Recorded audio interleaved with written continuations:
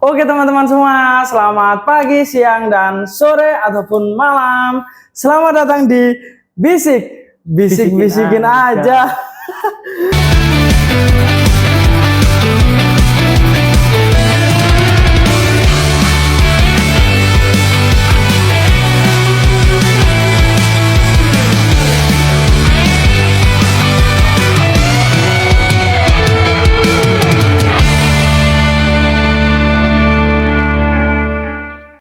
Oke teman-teman sekalian, untuk episode Bisik kali ini tentunya sangatlah menarik untuk dibahas karena ini adalah sebuah topik yang jarang digunakan oleh mahasiswa pendidikan sejarah.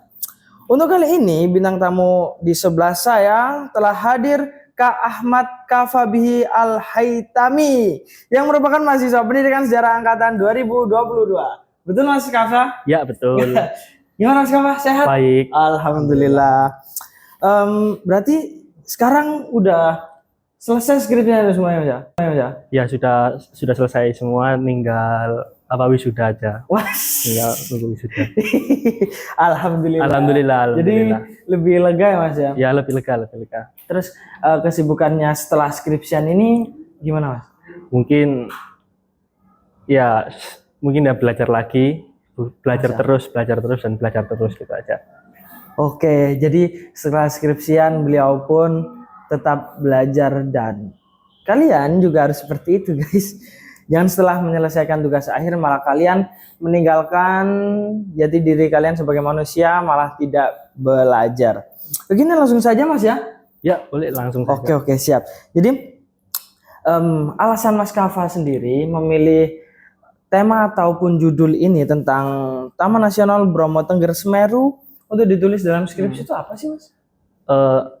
Ada beberapa alasan yang saya kok tertarik untuk menulis topik tersebut. Itu adalah yang pertama, siapa sih nggak tahu tentang Taman Nasional Bromo Tengger Semeru kan? Betul. Itu merupakan pariwisata paling top di Jawa Timur, bahkan terkenal sampai ke luar negeri. Akan tetapi penelitian-penelitian yang ada itu masih berkutat pada ilmu-ilmu sosial, ilmu alam seperti ilmu kehutanan ataupun ilmu lingkungan gitu. Oh, jadi intinya tentang karena topik ini belum pernah diteliti sama orang, jarang diteliti sama orang. Orang seringnya meng-highlight tentang alam dan lingkungannya, bukan dari sisi sejarahnya. Iya betul. Sebenarnya masyarakat sebenarnya penelitian-penelitian itu lebih condong ke ilmu alam. Nah, berhubung saya membawa perubahan yang baru, penelitian yang baru terkait dalam perspektif sejarah ya, makanya saya itu tertarik karena ada kekosongan dalam penelitian seperti itu. Oh begitu, jadi melihat peluang yang ada. Iya, peluang tersebut dijadikan sebuah karya. Iya betul, ada research gap ya. Betul Mas. Nah terus alasan jadi reaksi orang-orang sekitar saat jenengan ini menggunakan tema ini sebagai skripsi itu gimana Mas? Sebenarnya reaksi orang-orang ini sebenarnya biasa saja ya. Tapi ada juga yang menganggap bahwa ini pasti ngerjain skripsi sambil liburan gitu. Itu pasti ada yang menganggap itu. Udah itu aja sih Mas untuk reaksi orang-orang. Aku ingin tahu gambaran dari Kak Kafa sendiri mengenai skripsinya itu dalam satu kata dan mengapa? Satu kata ya? Satu kata? Seru ya. Kok bisa Mas? Ya karena dalam proses penyusunan skripsi itu saya juga nggak hanya di Surabaya saja. Dalam penelusuran sumber saya juga langsung ke Taman Nasional juga, ke desa sekitar Taman Nasional, kemudian saya juga ke Jakarta ke Perpusnas RI dan Perpustakaan Lingkungan Hidup dan Kehutanan juga yang ada di Jakarta yang memang sumber-sumbernya tersedia di sana gitu. Jadi bisa dikatakan itu serunya tuh karena sambil liburan gitu Mas? Ya sambil keliling dan juga mencari gitu. Tadi Kak hektik di Surabaya aja gitu ya. Betul. Ya. Jadi itu susahnya penulisan skripsi tapi dapat bonus liburan itu tadi. Iya Mas, masih liburan. Jadi nah, Mas Kava tentunya memiliki ekspektasi sebelum penulisan skripsi sendiri itu bagaimana. Nah, ternyata realitanya apakah ada yang berbeda dan bisa diceritakan kepada para bisikers kita ini? Untuk awalnya sih mungkin hanya arsip yang hanya di Surabaya saja ya. Terus yang saya pakai hanya di Surabaya saja. Akan tapi pas sempro nyata ada beberapa masukan dari dosen-dosen penguji dan pembimbing untuk lebih ke berbagai perspektif. Makanya saya awal terus habis itu saya langsung terjun ke lapangan, mau nggak mau ya memang harus terjun ke lapangan. Nggak hanya based on dokumen sumber primer saja. Iya sih Mas. Kalau kita nyari sesuatu juga kalau hanya dibaca-baca aja dan nggak tahu realitanya secara langsung juga susah sih. Iya, Mas. betul. Mungkin aku ingin menanyakan sih Mas, titik terendah Kak Kava sendiri dalam penulisan skripsi tersebut itu ada nggak? Kalau ada gimana ya? Kalau titik terendah sih nggak ada ya, karena saya memang sudah enjoy karena saya suka secara lingkungan juga, suka alam, jadi saya nggak merasa titik terendah lah. Jadi dibuat enjoy saja untuk mengerjakan, tetap konsisten juga untuk mengerjakan. Jadi ini termasuk beda dengan orang-orang biasanya dalam penulisan skripsi, karena biasanya orang-orang atau mahasiswa lain itu memiliki titik terendah dalam penulisan skripsi, entah itu apapun itu. Akan tetapi dari Kak Kava sendiri itu malah tidak ada ya Mas ya, karena penulisannya dengan karena enjoy. Ya memang suka dengan kajian tersebut kan, enggak kita ya betul suka aja. Jadi hati kita dalam penulisan itu juga suka dan senang begitu ya Mas? Iya betul. Mantap ini guys. Jadi dari Kak Kava sendiri itu ada kesulitan nggak Mas dalam penyarian sumber yang berkaitan dengan topik skripsinya Kak Kava sendiri? Sebenarnya sih awalnya itu ada di kekosongan tahun di antara tahun 2000 sampai tahun 2005 itu ada kekosongan arsip maksudnya. Kekosongan arsip itu jadi untuk yang arsip yang dari pemerintah hanya sampai di tahun 99 saja, dari tahun 82 sampai 99 saja. Kemudian untuk alternatif lain yaitu pergi ke Perpusnas tadi, pergi ke Perpusnas RI untuk nyari koran dan terjun ke lapangan di desa sekitar Taman Nasional Bromo Tengger Semeru. Sudah itu. Oh jadi kesulitannya itu lebih bisa ditoleran nggak sih Mas? Maksudnya lebih mudah gitu daripada orang-orang lain yang mencari sumber-sumbernya, sampai terkadang itu harus mencari orangnya tapi orangnya tidak ketemu. Iya itu. Tapi alhamdulillahnya kemarin aman, semua narasumbernya ada.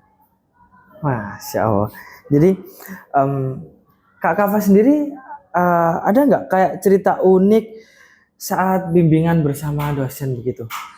Kalau cerita unik sih nggak ada ya Mas. Kita soalnya dosennya juga profesional dalam membimbing. Kalau masalah cerita unik sih nggak ada. Hanya memberikan insight-insight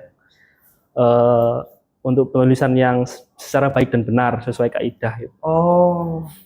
Jadi untuk gitunya sebenarnya ya karena dosennya profesional tentunya, jadi untuk dari Kak Kava sendiri juga penulisannya tuh enjoy, jadi ya aman-aman aja. Aman-aman aja semuanya. Terus ini sebenarnya ada pertanyaan yang saya setelah membaca skripsi dari Kak Kava itu ada satu hal yang menurut saya itu ingin saya tanyakan, bahwasanya awalnya kan BKSDA 4 Malang tahun 82 ya Mas? Iya betul. Nah lalu berubah menjadi UPT Mandiri tahun 92. Apa perbedaan terbesar yang paling dirasakan dalam pengawasan di lapangan itu Mas? Ya tentunya terdapat perbedaan. Apalagi di bawah BKSDA 4 Malang itu juga membawahi 2 taman nasional lagi, yaitu Taman Nasional Baluran dan juga Taman Nasional Meru Betiri juga. Ya. Jadi dari segi personil masih terbagi-bagi dan juga harus menunggu perintah dari BKSDA 2, BKSDA 4. Jadi kayak sebenarnya masih ya ada perubahan, tapi ya memang itu lebih bagiannya itu gampangannya itu lebih terfokus gitu aja iya, Mas ya. Terfokus. terfokus yang bagian UPT Mandiri ini di bagian Bromo. Bromo saja. Bromo saja, Bromo udah. saja. Jadi punya kewenangan sendiri lah dalam mengelola rumah tangganya seperti itu. Ibaratkan seperti Iya, itu ya Mas untuk ya. mengelola sendiri. Oke, terus ini ada juga sih Mas. Pertanyaan lagi dari saya tuh, bagaimana warga desa ini menyiasati kebutuhan lahan pertanian bagi generasi muda, anak ataupun cucunya. Lah, sementara jumlah penduduk di desa tersebut ini terus bertambah gitu, Mas. Terus baik.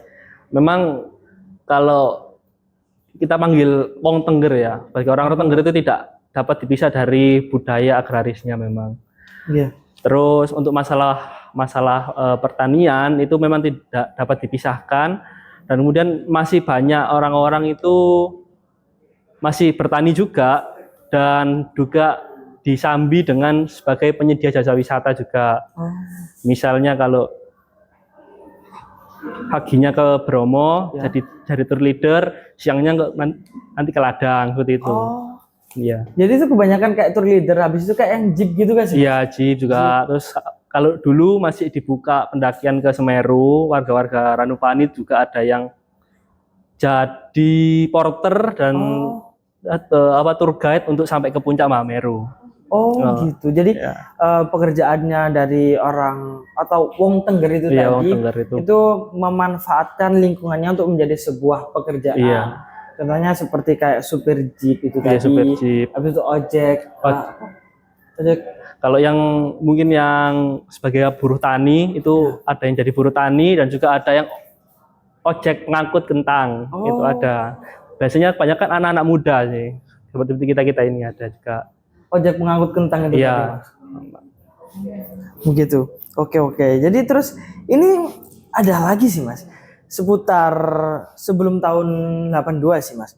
Nah, masyarakat Tengger ini kan cenderung tertutup. Tapi pariwisatanya memaksa gerbang interaksi lintas budaya terbuka lebar. Nah, apa hal dari budaya luar yang paling mengejutkan atau paling sulit diterima oleh tetua adat di masa-masa awal keterbukaan pariwisata tersebut? Oh, baik. Untuk masalah itu memang masyarakat Tengger dari tahun 68 memang Taman Nasional itu sudah dibuka sebenarnya, dan orang-orang Tengger juga berpartisipasi dalam perputaran ekonomi, dan juga masyarakat Tengger juga mulai menyadari bahwa modernitas ini akan datang, dan juga menyelaraskan antara tradisi dan modernitas, dan juga mereka juga memperkuat identitasnya sebagai wong Tengger, dan juga itu juga sebagai identitas mereka. Makanya para wisatawan selain melihat Bromo dan juga melihat kebudayaan Tenggernya, makanya wong Tengger tetap mempertahankan identitasnya sebagai wong Tengger. Oh begitu. Jadi meskipun dari pariwisatanya, habis itu dari pengunjung-pengunjung luar, dari wong Tengger sendiri itu masih tetap mempertahankan budayanya yang telah ada. Contohnya itu seperti upacara Kasodo. Iya, yang Kasodo itu yang kemarin dilakukan itu. Nah, itu kan juga daya tarik wisatawan juga. Ya, itu identitasnya orang Tengger juga. Itu adalah salah satu kebudayaan yang unik sih menurut kami. Dan itu bisa dibahas di lain-lain waktu, atau mungkin dari para bisikers bisa sharing-sharing langsung kepada Kak Kafa. Itu Kak Kafa pasti welcome untuk hal itu. Iya. Betul kan? Welcome. Pasti welcome. Siap. Oke, mungkin jadi ini bakalan next ke sesi yang paling akhir, dan sesi yang teman-teman bisikers udah tanyakan di Insta Story Laboratorium Rumah Sejarah. Jadi ini kita Q&A-nya. Ini sebenarnya lucu-lucu sih, Mas. Ntar, tak buka dulu di IG-nya. Oke, ini langsung saja ke Q&A yang pertama, Mas ya. Ya, ini boleh. Bagaimana biar Mas Kafa tidak stres dalam penulisan skripsi?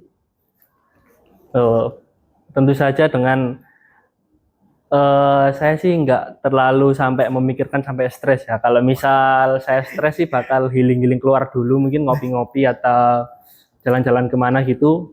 Tapi tetap dikerjakan saja, tetap konsisten untuk mengerjakan. Jadi nggak boleh lalai lah dalam mengerjakan skripsi. Oke, jadi meskipun di stres-stres apapun, intinya itu kita harus ada pengalihan ataupun apapun itu untuk meredakan stres tersebut dan bisa membuat kita happy mood dalam pengerjaan skripsi itu lagi. Iya, Betul gitu ya Mas Kaval? Betul seperti itu. Oke. Jadi kita next ke Q&A yang kedua. Mungkin perasaan setelah skripsi selesai, Mas Kaval. Perasaan skripsi selesai ya pasti lega. Kan sudah effort untuk kemana-mana kan, dan akhirnya sudah terbayar lah istilahnya, sudah menyelesaikan kewajiban sebagai seorang mahasiswa, yaitu menyelesaikan skripsi. Betul sekali. Mungkin itu bisa menjadi suatu motivasi untuk para bisikers dalam penulisan skripsi biar cepat selesai, biar kalian sendiri merasakan kelegaan setelah penulisan skripsi tersebut. Karena skripsi adalah tugas akhir dan tugas terberat untuk menjadi seorang mahasiswa. Begitu Ya, Mas Kafa? betul seperti itu. Mantap. Ini mungkin Q&A yang terakhir ya Mas Kafa. Info lokasi penulisan skripsi yang ses Mas Kafa. Kalau penulisan skripsi yang paling ses ya mungkin kalau saya sendiri sih ya lebih condong ke warung kopi ya, ke warkop. Habis itu ada opsi lain yaitu mungkin di perpus atau mungkin di kafe. Tapi saya lebih kebanyakan di perpus dan warkop saja. Untuk mencari suasana-suasana yang memang baru kan. Suasana biar nggak bosan aja. Betul, itu dari Mas Kafa sendiri Mas ya. Mungkin ada one recommendation location nggak Mas? Kayak di mana gitu atau di Cak Trubus gitu penulisannya dari manapun? Kalau mungkin saran saya sih kalau ingin menulis ya lebih baik ke perpustakaan aja sih. Perpustakaan di Dinas Perpustakaan Jawa Timur saja. Itu worth it itu di situ. Karena kalau di warkop nanti tiba-tiba ada musik dangdut. Oh iya, itu pasti ada. Dan nanti saya sudah maklumi lah ya, sudah maklumi aja. Ya pokoknya nanti ada musiknya, nanti tahu-tahu Mas Kafa malah nyanyi juga. Enggak dong. Ya Allah, untuk sesi Q&A kali ini itu udah selesai. Mungkin aku ingin dari Mas Kafa sendiri memberikan tips atas pengalaman yang telah dilalui dalam penulisan skripsi agar penulisan tersebut dari awal sampai akhir itu selesai dan kita menikmati pengerjaan skripsi tersebut. Untuk yang memang sekarang masih struggle terkait judul, nah itu kalian temukan minat kalian terlebih dahulu.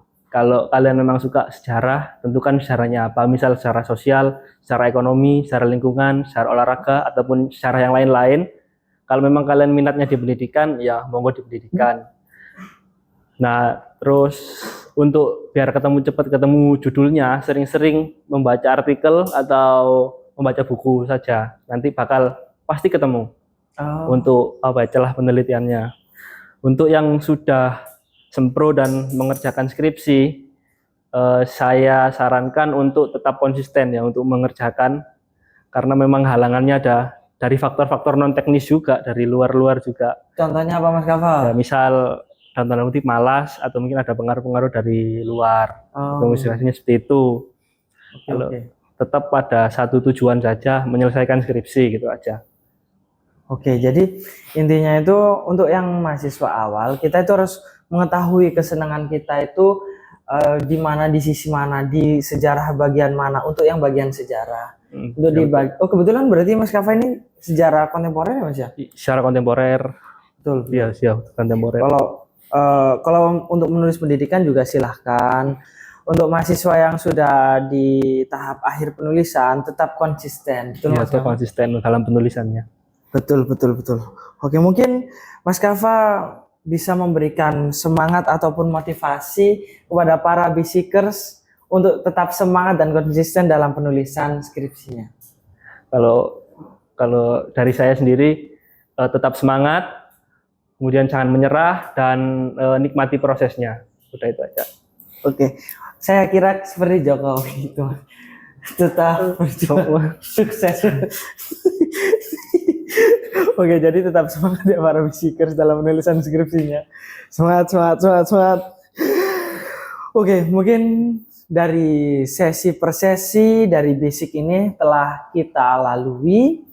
Saya berterima kasih banyak kepada Mas Kafa telah Iya. meluangkan waktunya, tenaganya, dan lain-lain untuk bisa memberikan pengalaman, lalu memberikan cerita, memberikan motivasi terhadap para bisikers yang sedang menonton program ini. Saya berterima kasih banyak. Ya. Semoga acara ini dapat memberikan manfaat kepada para bisikers dan juga untuk para bisikers ataupun teman-teman lainnya. Tolong jangan lupa untuk follow medsos kami. Bisa langsung dilihat di Instagram, TikTok, YouTube maupun Facebook. Sekian yang dapat kami sampaikan. Kurang lebihnya mohon maaf. Terima kasih dan selamat berjumpa. See you next video para bisikers. Bisik, bisik-bisikin aja.